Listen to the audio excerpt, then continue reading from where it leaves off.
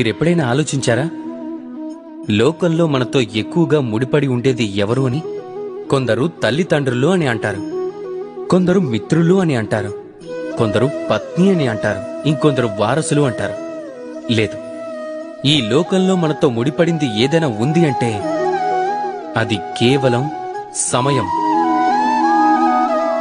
సమయమే మన గతం, సమయమే మన వర్తమానం, అలాగే సమయమే మన భవిష్యత్తు.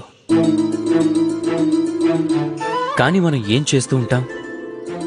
మనతో ముడిపడి ఉన్న సమయాన్ని, ఎంతో అమూల్యమైన సమయాన్ని మనం వృధా చేస్తూ ఉంటాం.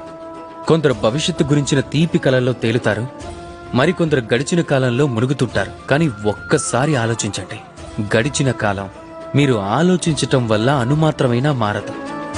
అలా అని భవిష్యత్తు గురించి మీరు ఎక్కువగా ఆలోచిస్తూ ఉండిపోయి మీ వర్తమానాన్ని వృధా చేస్తూ ఉంటే అప్పుడు మీ భవిష్యత్తు కూడా గడిచిన కాలంగానే మారుతుంది.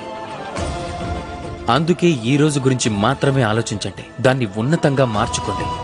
మీ భూతకాలం, మీ భవిష్యత్తు వాటికవే ఉత్తమంగా మారిపోతాయి.